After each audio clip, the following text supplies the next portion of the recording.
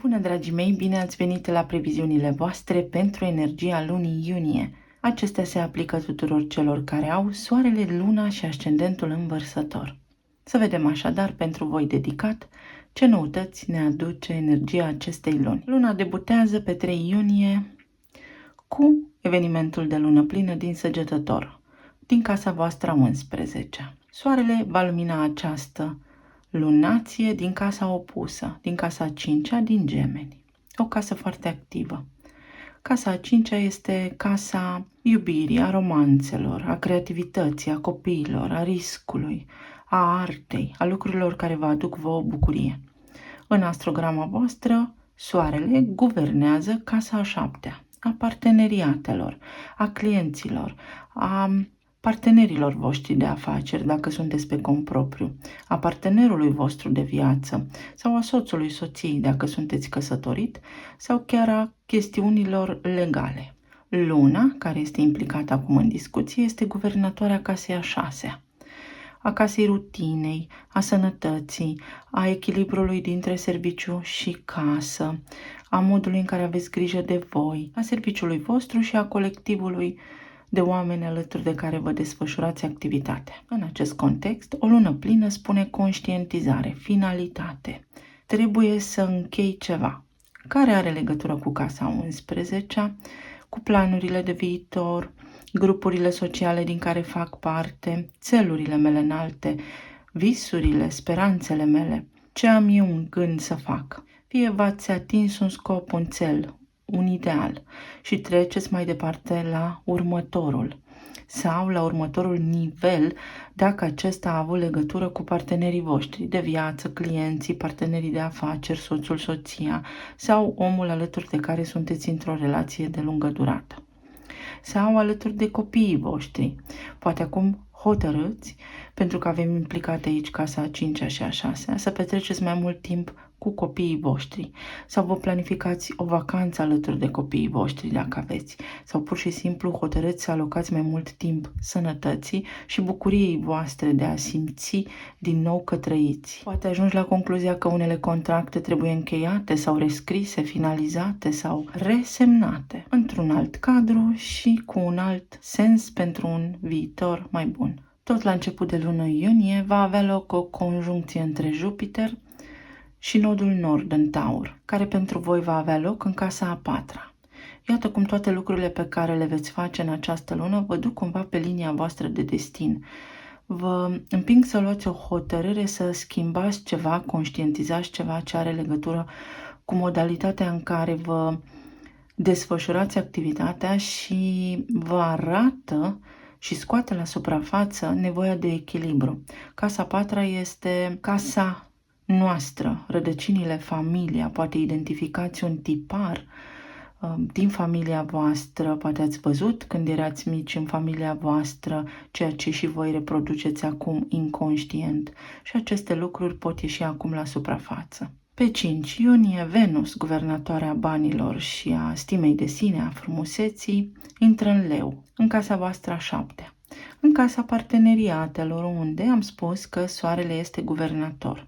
Deci o energie creativă care vă ajută în manifestare la nivel de relații cu clienții, la nivel de relații cu partenerii de afaceri, la nivel de relații conștiente 1 la 1, unde aveți un contract semnat la propriu sau la figurat, în relația cu partenerul de viață, cu soțul, cu soția sau în anumite chestiuni legale pe care le aveți acum pe rol, în desfășurare. Venus atrage abundență, aduce spor la bani, dar și carismă, dacă aveți nevoie să o folosiți în a încheia contracte noi sau în a vă simți mai bine alături de partenerul de viață.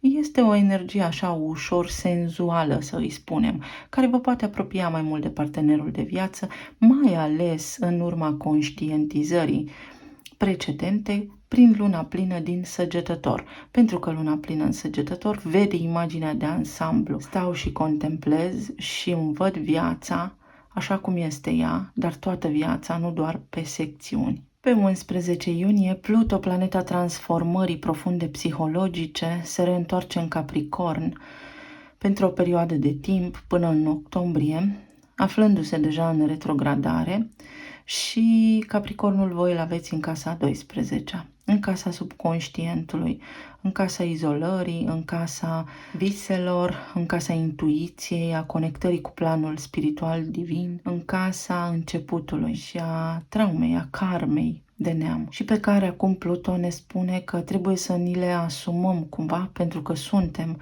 parte dintr-un neam.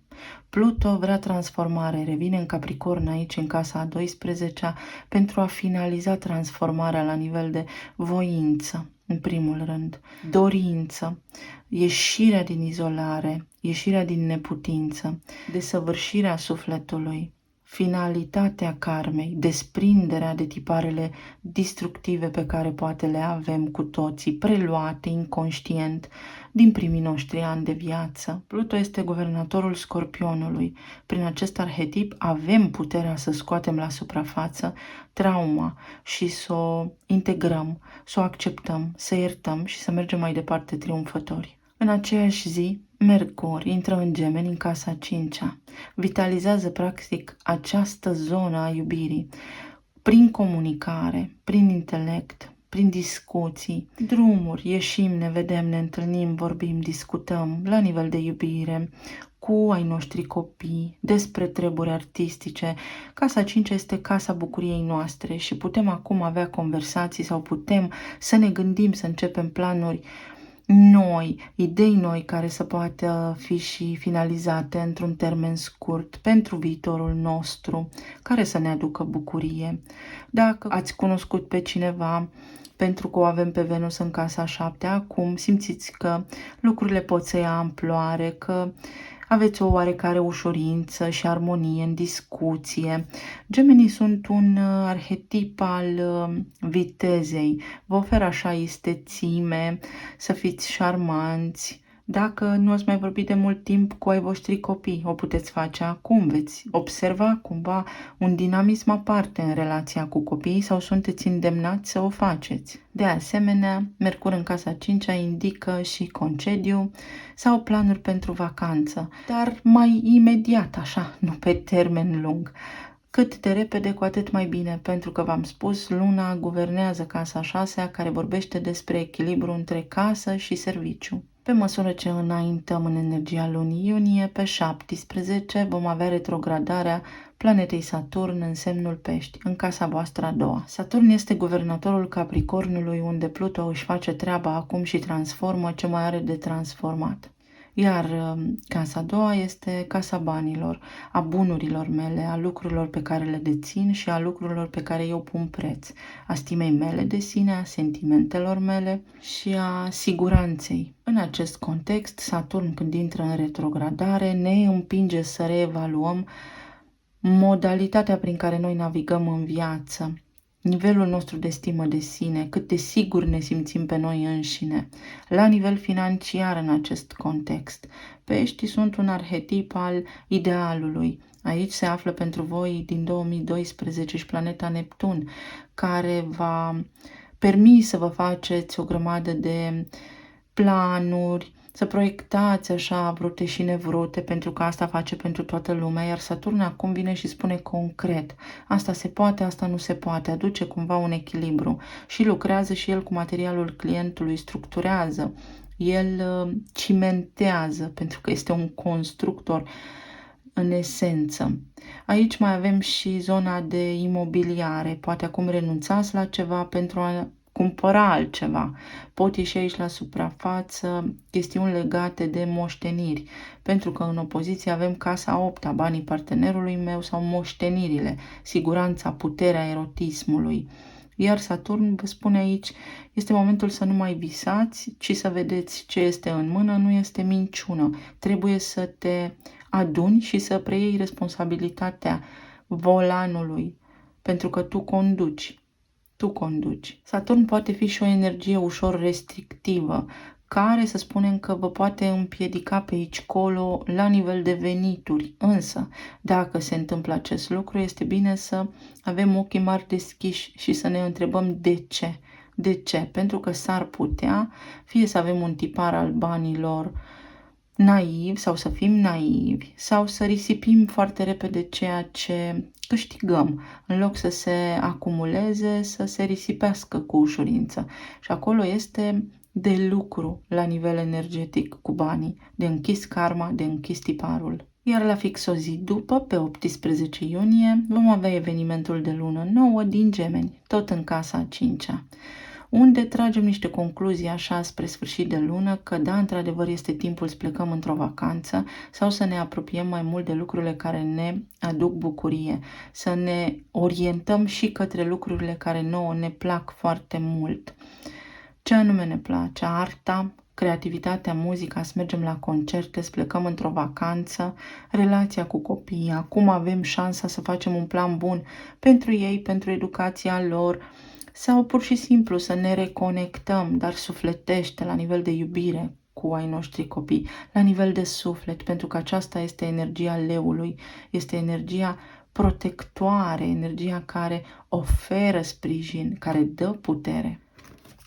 Eu vă doresc tuturor să aveți o lună iunie pe măsura așteptărilor voastre și să depășiți cu bine micile provocări pe care le avem toți.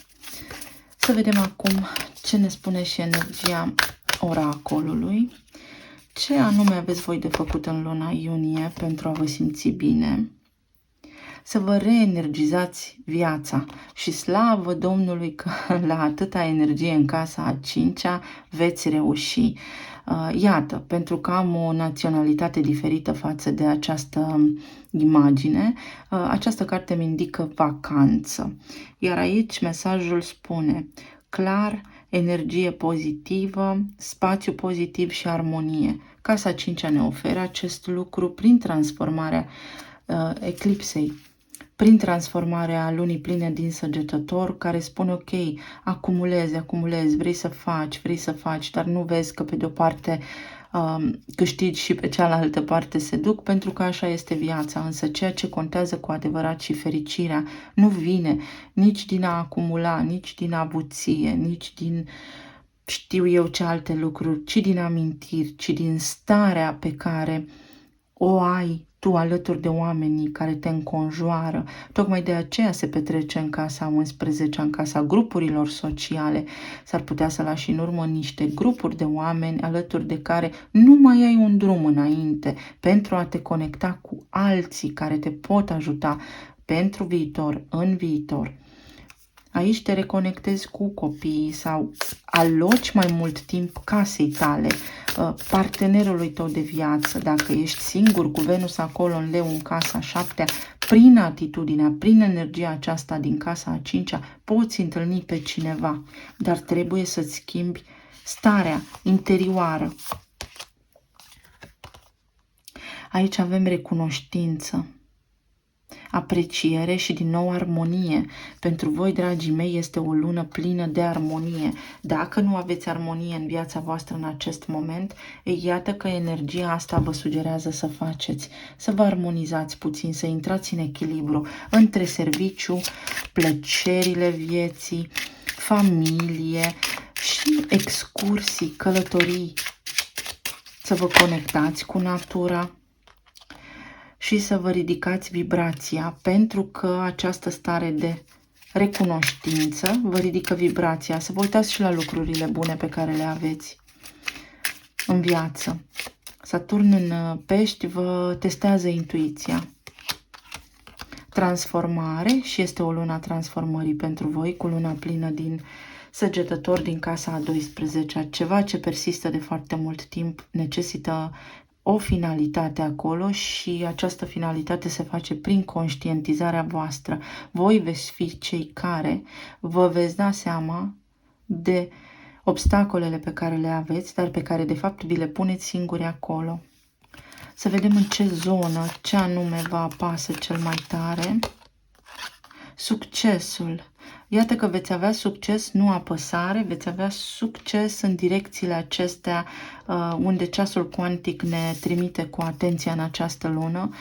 La nivel de casa 5-a de iubire cu ai voștri copii, de casa 4, de casa 6, la serviciu, găsiți așa un fel de armonie, la nivel de parteneriate, poate în business, dacă sunteți antreprenor, găsiți o modalitate prin care să ieșiți dintr-un impas. Iar unii dintre voi trebuie pur și simplu să renunțați și să spuneți stop unor lucruri, atât au funcționat pentru mine și este timpul să merg mai departe.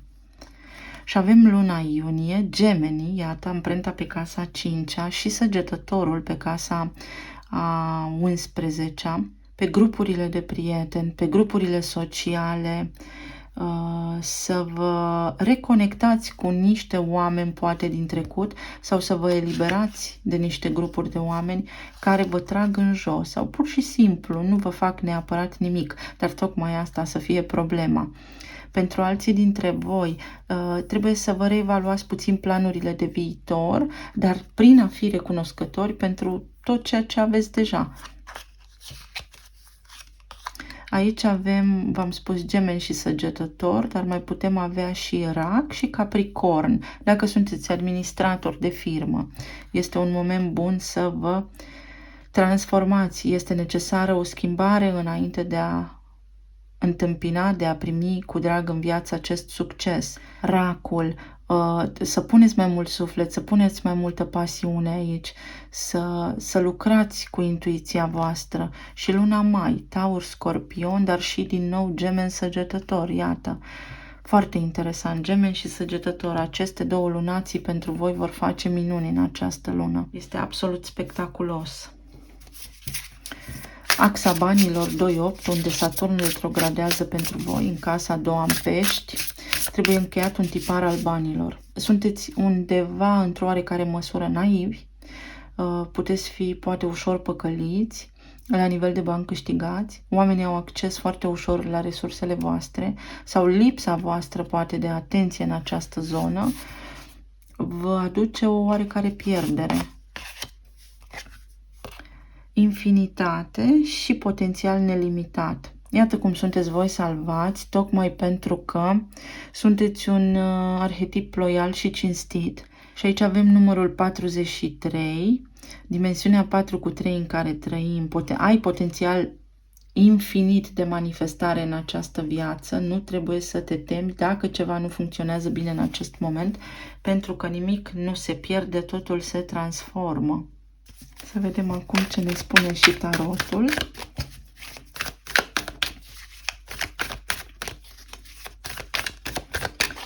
Vărsător iunie, relație, planul material, planul emoțional, spiritual.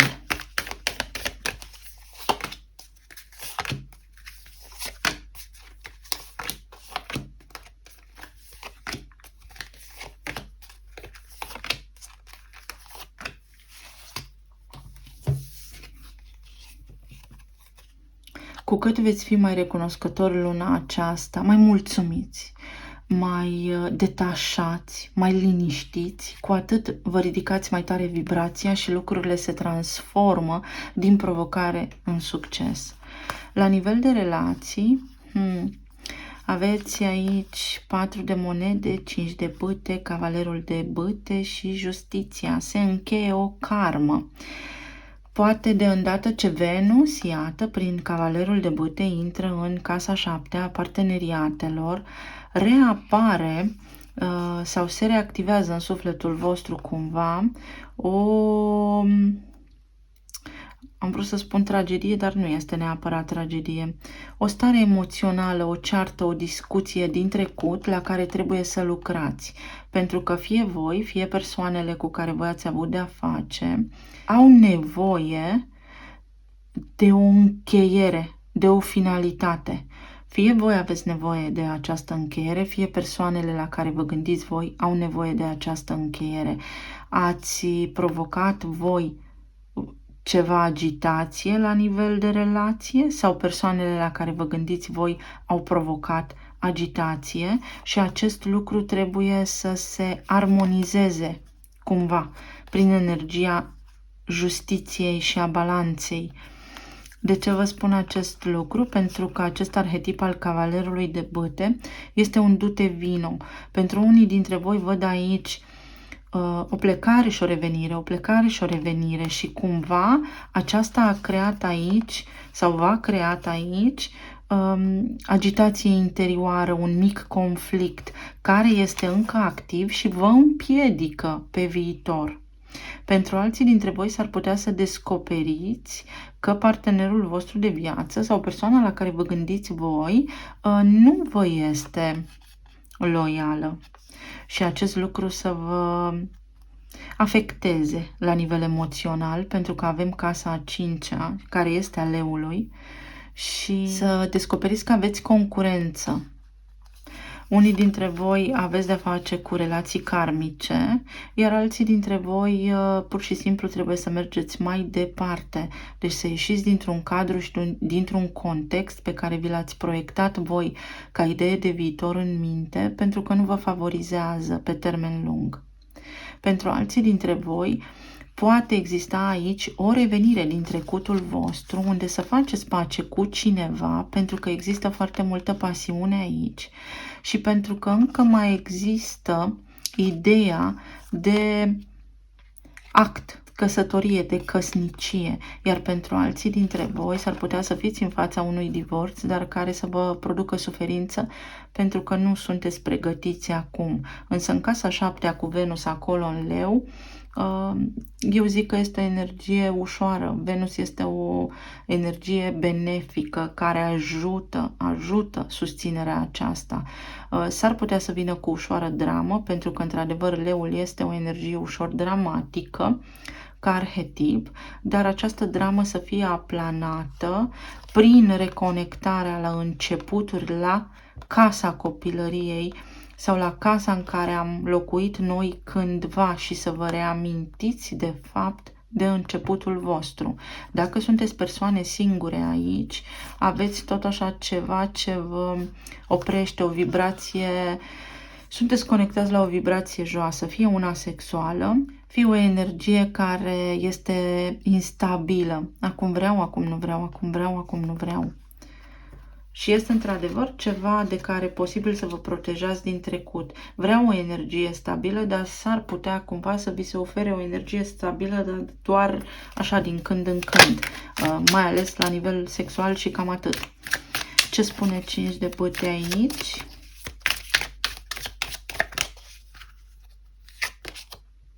Magicianul sau Mercur în casa 5-a. Iată că veți avea cumva parte de o comunicare în toate situațiile pe care le-am enumerat anterior, unde puteți face pace cu trecutul sau puteți face pace realmente cu persoanele dragi vouă cu care ați fost într-o relație. Dacă doriți să revină în viața voastră, acest lucru este posibil. Dacă doriți să se îndepărteze de voi din nou, acest lucru este posibil, dar undeva să știți că voi ați avut o nemulțumire, voi nu ați avut într-o oarecare măsură liniște, într-o oarecare măsură. Da? Poate sunteți firi competitive, poate aveți planete în semne de foc care vă agită așa, sau poate persoanele la care vă gândiți voi au planete în semne de foc și atunci a fost așa o situație agitată, dar magicianul cu 5 de bâte aici spune și manipulare. Cineva s-ar putea să vă manipuleze sau voi s-ar putea să manipulați pe cineva, așa că puteți să aveți grijă. Este recomandat să aveți grijă, pentru că voi vă uitați într-o direcție și aveți impresia că lucrurile sunt stabile și merg bine, iar altcineva s-ar putea să uite într-o altă direcție sau să fiți mai mulți implicați acolo.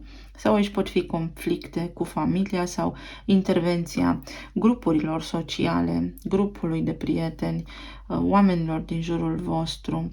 Pentru alții dintre voi s-ar putea să țineți realmente de cineva care nu are nicio treabă cu voi, mai mult decât întâlniri din când în când, ca să spun așa frumos. 7 de bâte.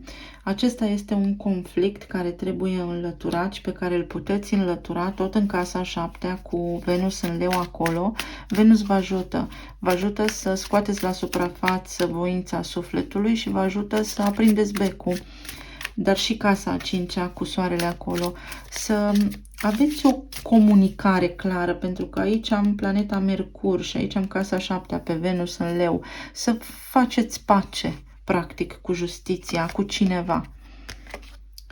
Și avem luna. Aceste două lunații pe voi vă vor ajuta pe unii să înțelegeți, dar de ce ne-am certat, de fapt. Pe alții dintre voi să înțelegeți că relația voastră anterioară sau cea la care vă gândiți voi avea în permanență o energie joasă, pentru că nici voi, nici partenerul nu erați mulțumiți și nu vorbeați. Erau lucruri în subconștientul vostru aici care vă traumatizau, vă ghidau pe amândoi și nu vedeați succesul, nu vedeați drumul. Unii dintre voi veți avea succes și depășiți aceste lucruri care au legătură aici cu misterul, iar unii dintre voi, v-am spus, descoperiți că nu sunteți singuri într-o așa zisă relație la care vă gândiți.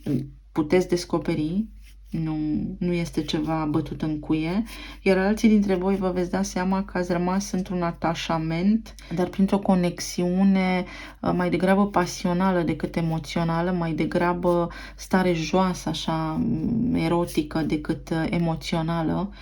Și acest lucru s-ar putea să nu vă convingă, pentru că cineva s-ar putea să vă respingă. Sau voi puteți să respingeți pe cineva și acest lucru să vă aducă, iată, răni, provocări, discuții cu persoana aceasta. Voi aveți nevoie aici de un mediator. Există pe lângă voi un înțelept care vă poate deschide ochii în acest cadru și în acest context, pentru că pentru voi aici toate lucrurile sunt posibile, dar am enumerat anterior. Avem magicianul cu 5 de bâte, care înseamnă manipulare. Avem 4 de monede și 7 de bâte, care exprimă o ceartă și țin neapărat la părerea mea și am senzația că este singurul adevăr din această poveste. Apoi am cavalerul de bâte cu luna. Deși ne certăm, cumva ceva mă cheamă spre tine. Și avem justiția cu 9 de bâte. Să știți că v-ați găsit nașul sau egalul. Sunteți egali în vibrație cu cineva sau așa s-au întâmplat lucrurile pentru ca voi și partenerii voștri să învățați o lecție. Dar magicianul spune că aici este o intenție nouă care vă ajută în manifestare, nebunul, și că puteți avea parte de un nou început.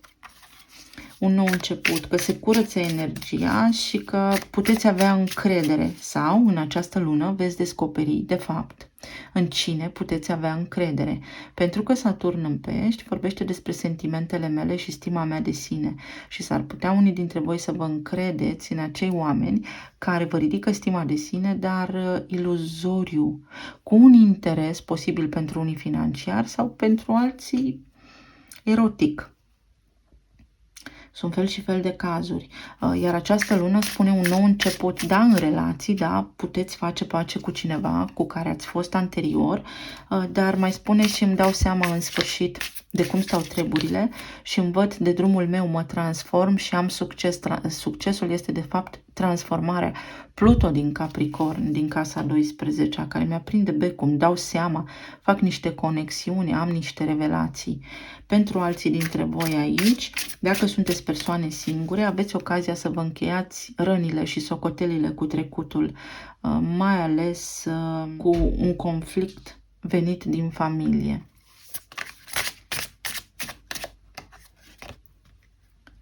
Și avem faetonul, porniți pe un alt drum, având convingerea că veți reuși, și 8 de bâte. Și discutați, comunicați sau ajungeți la destinația corectă pentru voi. Ia să vedem cu ce are legătură această energie aici. Papagalul. Cineva bârfește despre tine sau despre secretele tale, sau voi ați descoperit niște secrete posibil care au cauzat acest conflict. Cineva nu a vrut să vă creadă pentru că este infatuat, însă divinitatea face dreptate în această lună și vi se face dreptate. Vi se face dreptate, ies la suprafață niște secrete și vă hotărâți să o luați pe altă cale repejor, așa. Sau pentru alții dintre voi trebuie să aveți grijă pur și simplu, pentru că Pluton, Capricorn, în casa a 12-a, vorbește și despre dușmani ascunși. Să aveți grijă la oamenii care vă înconjoară. Birou, să fii atent la serviciul tău. Poate persoana la care vă gândiți voi nu lucrează sau are probleme financiare sau are un interes financiar la voi sau pur și simplu este cineva de la voi, de la serviciu, cu care aveți acest conflict. Și aici avem gongul. Un eveniment neașteptat, dar și plin de entuziasm. Gongul când bate de un omen, ceva de bine, să spun așa, mi-am pierdut cuvintele. Și staff, colectiv, vei fi protejat în timpuri provocatoare. Deci ai o protecție, aici cineva te protejează. Poate voi ați descoperit despre persoana voastră dragă că mai are pe cineva și cumva aceste lucruri v-au lăsat niște răni pe care acum le puteți încheia. Sau la nivel de parteneriate în relațiile cu clienții, descoperiți că cineva nu a fost cinstit, loial cu voi și acum puteți face pace. Încheiați niște contracte sau semnați din nou acele contracte, dar cu alte clauze și cu alte condiții. Mai vreau aici o carte. Despre 5 de bâte, ce ne mai pot spune? Regele de cupe. Cineva aici are sentimente pentru voi sau voi pentru cineva și tocmai de aceea sunteți așa mâhniți. Aici există iubirea. Cineva vă iubește și voi iubiți pe cineva. 7 de cupe, dar traversați o perioadă de confuzie.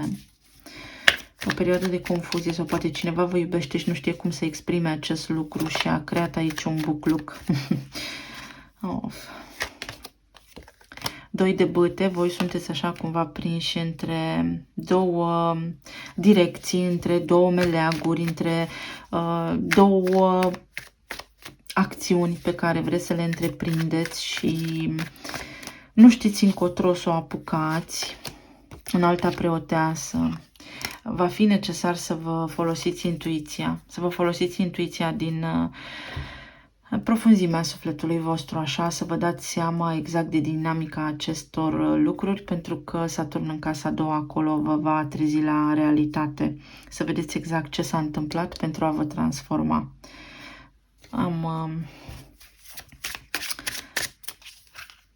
Am așa o idee. Da, o alegere. Va trebui să faceți o alegere. Luna aceasta sau în curând, în funcție de momentele în care decideți voi. Dar o alegere de aici vă transformă și vă schimbă completamente viața. Posibilitățile sunt infinite. În primul rând, porniți de la starea de recunoștință. Pe plan material, 9 de bâte, 9 de monede, scuzați-mă, 3 de bâte, Regina de spade și 4 de cupe. Pe plan material sunteți un pic nemulțumiți de situația voastră curentă financiară și vreți să faceți ceva pe cont propriu, dar despre care nu prea știți cum stă treaba. Unii dintre voi nu prea aveți know-how, cum se spune, experiența și nu știți de unde să porniți. Pentru alții dintre voi vi s-a refuzat de către o autoritate ceva. Aveți un refuz, ați avut un refuz care v-a nemulțumit, v-a întristat, însă cu mai multe drumuri, pentru că aveți activată de lunații casa 6, cu mai multe drumuri și cu mai multă răbdare, veți căpăta un sens acolo, o direcție mai clară și o reușită. Nu vă lăsați bătuți.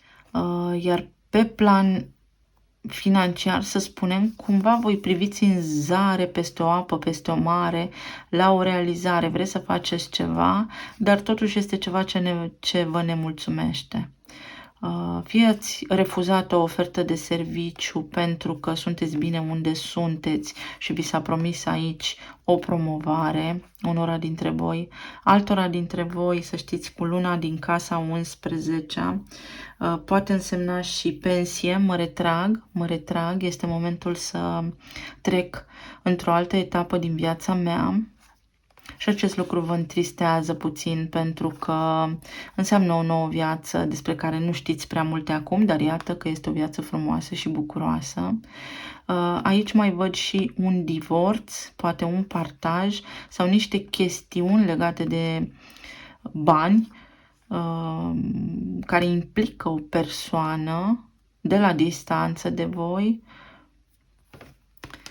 Este ciudățic așa puțin energia aici. Haideți să o clarificăm. Ce ne spune 4 de cupe? Cavalerul de cupe. Poate partenerul vostru de viață sau persoana la care vă gândiți voi v-a cerut niște bani și acest lucru nu prea vă convine. Sau poate banii pe care voi îi doriți, da, nu vin către voi cumva. 5 de cupe, da, aveți o durere, însă iată că reușiți, v-am spus, și în chestiunile legate de legislație, de autorități. Mi-a ieșit 8 de spade întors. Trebuie să vă eliberați voi gândurile, să ieșiți din blocajul acesta, îl depășiți. Depășiți un blocaj la nivel financiar. Dacă sunteți în partaj, mai treceți un prag. Ajungeți mai aproape de ceea ce vă doriți. Aici s-ar putea ca cineva să revină, să înceapă așa, într-o discuție despre niște bani cu fosta sau cu ceva proprietăți pe care le avem sau mai știu eu ce chestiuni, poate legate de o mașină, poate, N luate câte ca. Iată, fericire, 8 de monede. Așa, să ajungeți să vorbiți despre ceva ce vă nemulțumește și de acolo să se reaprindă cumva neașteptat flacăra iubirii. Poate însemna și acest lucru. Iar alții dintre voi, da, văd că vă doriți ceva ce v-a fost luat sau așteptați niște acte bine meritate, un statut, ceva de genul acesta, pentru care veți reuși până la urmă să aveți succes. Voi veți avea succes. Dacă aveți piedici acum, este din cauza lui Saturn, care vă arată ceva legat de bani. Deci dacă aveți o restricție financiară acum, este din pricina planetei Saturn, pentru că voi nu credeți în ceva sau nu sunteți recunoscători chiar și pentru puținul pe care îl aveți. Este o energie absolut divină. Este detașarea de planul material cumva. Și aici găsiți o soluție, dar această soluție vine cu ajutor din partea cuiva. Vă ajută cineva în această lună să depășiți niște provocări financiare pe care le aveți sau legislative și tot ce am enumerat anterior. Iar la nivel de plan emoțional avem luna, 10 de cupe, 2 de spade și regele de spade. La nivel de plan emoțional sunteți cam rece și cam tăioși voi sau persoana la care vă gândiți voi acum și nu înțelegeți de ce. Dacă nu vorbiți cu cineva sau dacă ați comunicat, pentru că vorbim de casa 5-a, ultima dată și a fost o comunicare mai tăioasă, mai joasă, este pentru că această persoană și-a protejat sentimentele. Și voi nu știți acest lucru și de aici s-a dezlănțuit jihadul, știți vorba aceea, toată confuzia. Voi nu știți că cineva are sentimente pentru voi, în primul rând, pe care le ține ascunse pentru a-și proteja emoția, dar sunteți cumva iubirea lor. Sau poate că a venit vremea voi să spuneți cuiva că aveți sentimente pentru ei, și că ei sunt totul vostru pentru a încheia, odată și pentru totdeauna, etapa din relația actuală în care sunteți. Etapa actuală din relația în care sunteți. Pentru că sunteți într-o etapă aici. Ce înseamnă aici luna? 10 de monede. Unii dintre voi cred că ați fost într-o căsnicie pe care o regretați. Dar aici sunt chestiuni legate de bani. 2 de spade. Asul de monede. Puteți să vă reconectați. 10 de cupe. Are pajul de spade, numai că nu știți care dintre voi să facă primul pas. Și cavalerul de spade. Împăratul. Voi ar trebui să faceți primul pas dacă doriți pe cineva înapoi în viața voastră, dacă aveți aceste sentimente pentru ei. La nivel de plan spiritual, vi se schimbă așa cumva lumea, dacă sunteți treziți deja. Ceea ce știați voi ca fiind adevărat nu mai este și v-ați detașat puțin în contemplare, dar aflați informații noi, descoperiți lucruri noi despre viața în planul terestru așa cum este ea și aveți ocazia acum să vă duceți către ascensiune, să ascensionați, să mai urcați o treaptă, să vă schimbați vibrația, pentru că totul în jurul vostru se transformă. La nivel de sănătate, aici sunt niște afecțiuni posibil pe partea de stomatologie, mai pot fi pe zona inimii niște palpitații sau un stres pe care vi-l cauzați, da, despre care nu știți și nu vorbiți cu nimeni sau aveți o suferință pe care o tăinuiți, mai ales de copiii voștri și mai bine cereți ajutorul sau vorbiți. Ce vă deranjează așa cel mai mult aici cu 2 de spade acesta? De ce vă protejați sau cine se protejează de voi? Persoana pe care o iubiți, ori voi vă protejați de cineva, ori cineva se protejează de voi, dar aici sunt sentimente. Atât că mi-apare și cartea vărsătorului care spune detașare. Bun. Dacă mai aveți sentimente pentru cineva, nu vă dați bătuți. Trebuie acceptat tot ce a fost așa cum a fost și oferită recunoștință, simțită recunoștință în suflet, mers mai departe. Iată nebunul, o șansă nouă de reconectare. Yin și Yang cu cineva, dar trebuie să vorbiți. Să deschideți o comunicare, am aici o coroană cu această împărăteasă sau cineva vă dă vouă de veste. Plecați într-o călătorie care vă va întări plexul solar, care vă va activa casa a doua, încrederea în voi înșivă, stima în voi înșivă. Dar atenție că Saturn acolo este retrograd cu niște lecții. Aici avem Taurul, conjuncția despre care v-am vorbit a lui Jupiter cu nodul nord în Taur. Vă duce înapoi la rădăcină, la casa voastră, la copii. Vă mutați de la copii. Copiii se mută cu voi, se produc aici niște schimbări. Este o energie foarte benefică, dar în egală măsură are și legătură cu tiparul comportamental moștenit în copilărie, din totdeauna, o transformare, v-am spus. Este aici un element de surpriză legat de stabilitate. Avem această karma a banilor aici, dar nu numai. Această mâță care este blândă, dar atacă și fuge. Leul, Venus în leu, vă ajută luna aceasta să vă clarificați contractele, da? Ceva ce nu știți în relații. Pot ieși la suprafață niște secrete cu Pluton Capricorn în casa 12-a. Din nou, comunicare.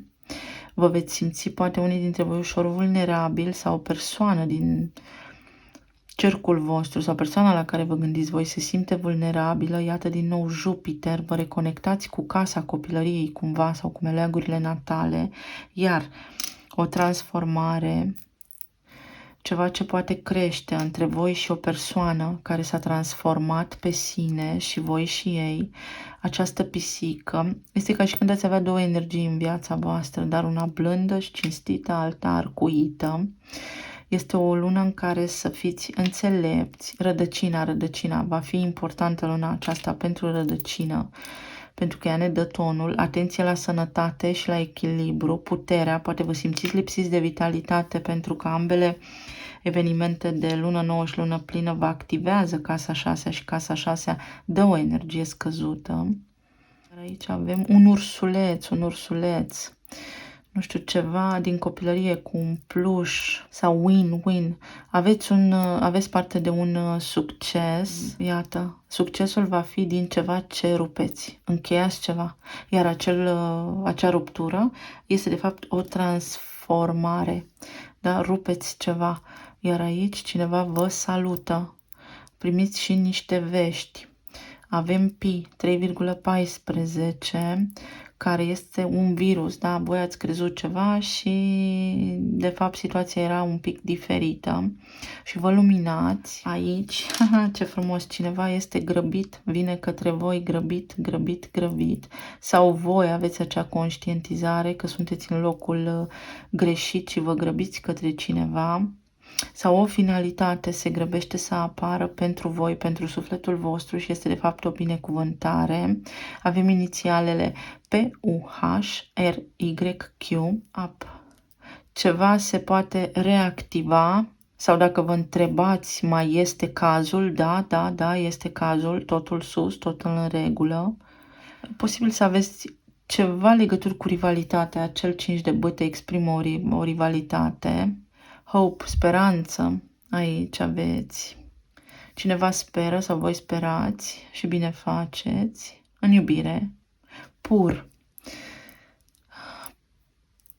Este o ascensiune aici, este o vibrație pură, este o vibrație înaltă, dar trebuie să vă reconectați, trebuie să vă conectați la ea. Deci veștile acestea care vin către voi vă dau de gândit și veți avea o alegere de făcut. Voi veți decide la ce vă conectați, în continuare la frecvență joasă sau la ceva bun pentru sufletul vostru. Eu vă mulțumesc tare mult, dragii mei, să aveți o lună iunie minunată, așa cum vă doriți voi, să fiți bine, iubiți și sănătoși. Să ne reauzim cu bine și data viitoare. Pa, pa!